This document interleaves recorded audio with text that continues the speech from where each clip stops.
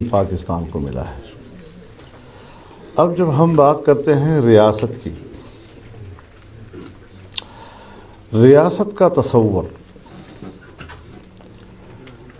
تخلیق انسان کے ساتھ وابستہ ہے، اور اللہ رب العزت نے تخلیق انسان کا جب اعلان کیا تو خلیفہ کے عنوان سے کیا ہے، اور خلافت اس کا اجتماعیت اور ریاست کے بغیر کوئی تصور نہیں ہے۔ چنانچہ جہاں لفظ خلافت استعمال ہوگا وہاں اجتماعیت کا تصور ہوگا، وہاں ایک نظام کا تصور ہوگا، وہاں ایک سیاست کا تصور ہوگا، اور بعد میں ٹھیک ہے مفکرین نے، میں سمجھتا ہوں شاید انسانی تاریخ میں ارسطو پہلا مفکر ہے کہ جس نے ریاست کی ابتدائی اور مختصر تعریف کی، اور وہ بھی یہی کہ انسانوں کے مل جل کر رہنے کو، اور یہ کہ انسان مدنی الطبع ہے اور ایک تمدنی زندگی اس کے جبلت کے اندر ہے، اس کے مزاج کے اندر ہے۔ چنانچہ انسان وقت کے ساتھ ساتھ شہروں کی طرف، آبادیوں کی طرف سمٹتا رہا ہے اور ایک ارتقائی عمل سے گزرتا رہا ہے۔ آج کے دور میں جب ہم ریاست کا تصور لیں گے تو ظاہر ہے کہ جہاں ہم معاشرے یا کسی قوم کی اجتماعی زندگی کو سامنے رکھیں گے اور بحیثیت قوم ان کا ایک تصور لیں گے، تو ہمیں صرف دین اسلام وہ واحد نظام نظر آتا ہے کہ جس کے اندر ایک جامعیت ہے، جو ریاست کا تصور پیش کرتا ہے، ریاست کے اندر ایک نظام کا تصور پیش کرتا ہے،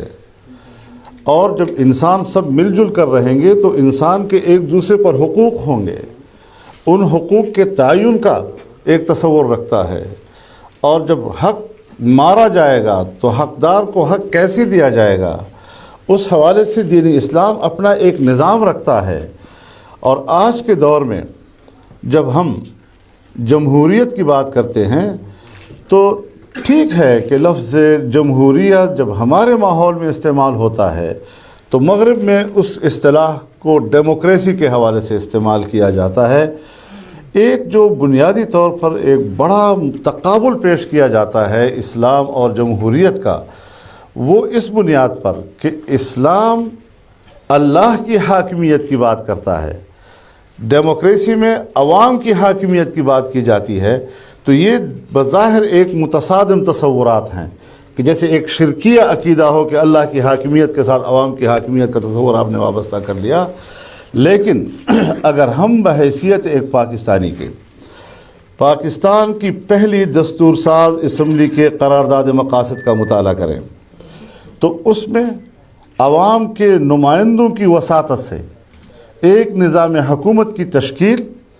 لیکن حاکمیت اعلیٰ اللہ رب العالمین کی،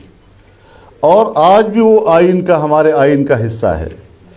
اور پھر جب ہم ایک مسلمان ریاست میں رہتے ہیں تو اس ریاست کے اندر آئین کہتا ہے، اور آئین ہمیشہ میثاق ملی ہوا کرتا ہے، ایک قومی میثاق کی حیثیت رکھتا ہے۔ آج اگر ہم ملک کے اندر مختلف صوبے ہیں، آج اگر مختلف صوبے میں مختلف چھوٹی قومیتیں ہیں، آج اگر ہمارے ضرورتیں ایک دوسرے سے مختلف ہیں، ہماری ثقافتیں ایک دوسرے سے مختلف ہیں، لیکن پھر ہم ایک پاکستانی قوم کی حیثیت سے ایک قوم کہلاتے ہیں، اور ہم سب کا جو مرکز اجتماع ہے وہ ہمارے ملک کا آئین ہے، جس آئین نے وضاحت کے ساتھ طے کیا ہے کہ اسلام پاکستان کا مملکتی مذہب ہوگا، اسٹیٹ ریلیجس وہ پاکستان کا اسلام ہوگا، اور پھر دائرہ متعین کر دیا ہے کہ جہاں قانون سازی ہوگی تو قانون سازی قرآن و سنت کے تابع ہوگی، اور یہ کہ قرآن و سنت کے منافی کوئی قانون سازی نہیں ہوگی۔ اور ظاہر ہے ہمارے ہاں سب سے بنیادی سوال یہی اٹھتا ہے کہ جی اسلام تو ہمیں قبول، ہم تو کلمہ گو لوگ ہیں، ہم تو مسلمان لوگ ہیں، لیکن یہاں تو اسلام بکھرا ہوا ہے، فرقوں میں بکھرا ہوا ہے، مسالک میں بکھرا ہوا ہے، مذاہب میں بکھرا ہوا ہے، تو ہم کس کی تعبیر کو قبول کریں؟ اور اسلام جس کے نزدیک جو اس کا تصور ہے وہ مختلف ہے، لہذا اس مسئلے کو حل کرنے کے لیے اسلامی نظریاتی کونسل وجود میں لایا گیا تھا، جس کے اندر ماہرین قانون بھی اور جس کے اندر ماہرین شریعت بھی، اور ماہرین شریعت میں تمام مکاتب فکر کی نمائندگی، تاکہ وہ اجتماعی طور پر ایک مسلک کی نمائندگی کرنے کی بجائے پورے قوم کی نمائندگی کرتے ہوئے سفارشات دے سکیں۔ ہمارے ہاں عجیب صورتحال ہے کہ اگر بلدیاتی الیکشن کی بات آتی ہے تو پھر تو کہا جاتا ہے جی آئین کا تقاضا پورا کرو، اور اتنا دباؤ ڈالا جاتا ہے کہ جو میں کہوں اس روز آپ نے اس کا الیکشن کرانے ہوں گے۔ لیکن اگر آئین کے ان دفعات کی بنیاد پر اسلامی نظریاتی کونسل کی سفارشات جو متفقہ ہیں، کونسل کے اندر بھی کونسل سے باہر بھی، اور 40 سال سے آئین کا یہ تقاضا پورا نہیں کیا جا رہا، تو کوئی زبان نہیں ہے جو اس حوالے سے ہلے اور یہ کہے کہ آئین کے اس تقاضے کو بھی پورا ہونا چاہیے۔ اب سوال بنیادی یہ ہے کہ ریاست نے آپ کو رہنما اصول دے دیے ہیں، وہ اجتماعیت کا جو تصور ہے جس کی بنیاد پر ہم نے مل جل کر رہنا ہے اور ایک دوسرے کو برداشت کرنا ہے، ایک دوسرے کو سہارا دینا ہے، اس کی بنیاد پر ہمارے ہاں خلا نہیں ہے۔ لیکن ایک چیز میں ذرا یہاں واضح کر دینا چاہتا ہوں، جس کی طرف آپ نے سوال میں بھی اشارہ کیا ہے، کہ ارتقائی سفر کرتے ہوئے انسانوں کے تمدنی زندگی کو جو ارتقاء ملی ہے، آج اس کی جغرافیائی حدود بھی ہیں۔ کسی زمانے میں اس کی جغرافیائی حدود نہیں ہوا کرتے تھے جی، آج اس کی جغرافیائی حدود بھی ہیں۔ آج ریاست کی شناخت اس کے جغرافیائی حدود ہوا کرتے ہیں۔ ہم ذرا اپنی ریاست پر علمی نگاہ سے، میں کوئی معروضی سیاست کی بات نہیں کر رہا ہوں جی، علمی بنیادوں پر ہمیں سوچنا چاہیے کہ 67 سال ہو گئے ہیں جی، انڈیا نے تو معاملہ سن 1952 میں صاف کر دیا کہ کشمیر انڈیا کا حصہ ہے اور گلگت بلتستان تک ہمارا جغرافیہ ہے، اور اپنی ریاست کی حدود کا تعین کر دیا، اور آپ پر دعویٰ کر دیا کہ آپ میرے جغرافیے پہ قابض ہیں۔ لیکن پاکستان کہتا ہے کہ کشمیر متنازع علاقہ ہے، یعنی ہم کہہ رہے ہیں کہ ہماری یہ سرحد متعین ہی نہیں ہے، تو آپ کی جغرافیہ نامکمل ہے، آپ خود اس کو کہہ رہے ہیں کہ متنازع ہے۔ ڈیورنڈ لائن ہے، آپ ہزار کہیں کہ یہ پاکستان افغان کا ایک سرحدی بارڈر ہے، پاک افغان بارڈر آپ کہتے ہیں، لیکن آپ ہی تو افغانستان سے کہہ رہے ہیں کہ آئیں ہمارے ساتھ بیٹھ کر اس پہ دستخط کریں کہ یہ پاک افغان بارڈر ہے۔ اگر آپ کو شبہ نہ ہوتا اپنے دعوے میں، آپ کو اپنے دعوے میں کمزوری نظر نہ آتی، آپ یہ پریشر افغانستان پر کیوں ڈیولپ کر رہے ہوتے جی؟ تو اس حوالے سے ہم ریاست ہیں، لیکن ریاست ابھی بھی نامکمل ہے، کیونکہ اس کی جغرافیائی حدود جو ہیں وہ شرق میں ہوں یا غرب میں ابھی تک سوالیہ نشان ہیں، اور اس کے لیے ایک لمبا سفر ابھی شاید ہم نے آگے بھی کرنا ہے۔ اب اس صورتحال میں بنیادی چیز یہ ہے کہ ریاست کا ایک نظریہ ہونا چاہیے۔ ہمارا وہ نظریہ متعین ہے۔ سن 1973 سے لے کر آج تک ہم کیا کر رہے ہیں؟ ہم ان کو تو باغی کہتے ہیں جو اسلحہ اٹھا کے کہتے ہیں کہ ہم شریعت مانتے ہیں۔ یہ بھی مستقل ایک فلسفہ ہے کہ یہ صورتحال کیوں پیدا ہوئی۔ 9/11 تو ابھی نہیں ہوا تھا نا، سوویت یونین ختم ہو چکا تھا، سوویت یونین کے حوالے سے کمیونسٹ سسٹم، کمیونسٹ نظام شکست کھا چکا تھا، لیکن 9/11 تو نہیں ہوا تھا۔ اور 9/11 سے پہلے پراگ میں ناٹو کا اجلاس ہوتا ہے۔ ایجنڈا یہ ہے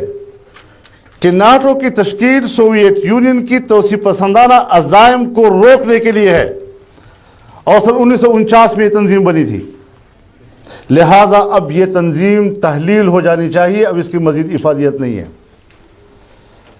لیکن اس موضوع پر اجلاس میں بات سامنے آئی کہ نہیں، ابھی ہمارے سامنے چیلنجز ہیں،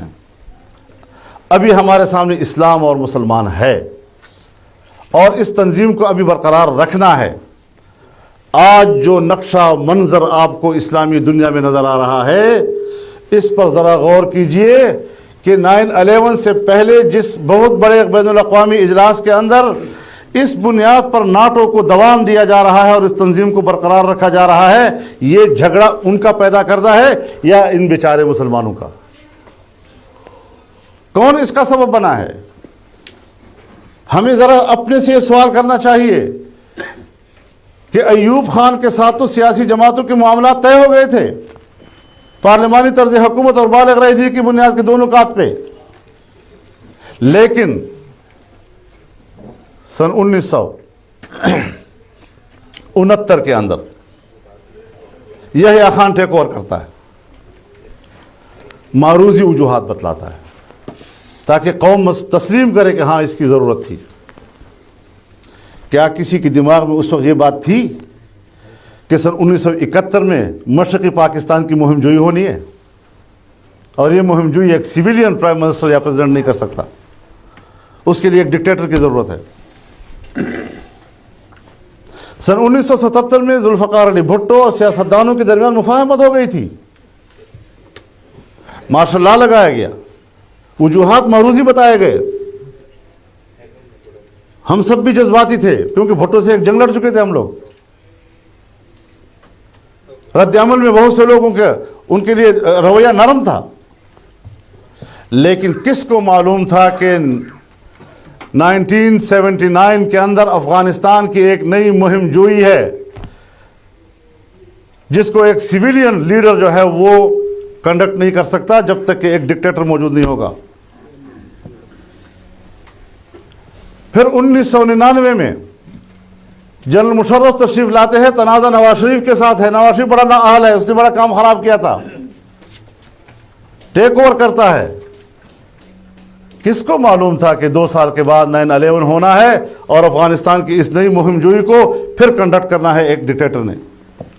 کون کر سکتا تھا ہمارے سیاستدانوں کے اندر یہ معاملہ؟ یہ ساری چیزیں ذرا اس بڑے پراسپیکٹ میں دیکھیے کہ دنیا کیا سوچتی ہے آنے والے مستقبل کے لیے، اور پھر اس جنگ کو یہ عنوان دے دیا گیا کہ جس سے مسلمان دنیا تقسیم ہو گئی۔ آج جنگ مسلمان کے خلاف لڑی جا رہی ہے، لیکن اس مسلمان کو دہشت گرد، شدت پسند اور انتہا پسند کہہ دیا گیا، اور امتیاز عالم روشن خیال اپنا بندہ۔ یہ تقسیم کیوں پیدا کی ہمارے اندر اس نے؟ میں کیوں اپنے اس لباس کے ساتھ اور اس نظریے کے ساتھ انتہا پسند ہوں؟ اور جب میں آج کل ٹی وی پہ تبصرے سنتا ہوں، لبرل، روشن خیال جو امن کے آشا اور جناب خون ریزی کی سیاست کرتے ہیں، جنگ لڑو، ان کو ختم کرنے کا یہی وقت ہے، ان بدماشوں کے ساتھ ابھی نمٹنا ہے، پھر وقت نہیں آئے گا،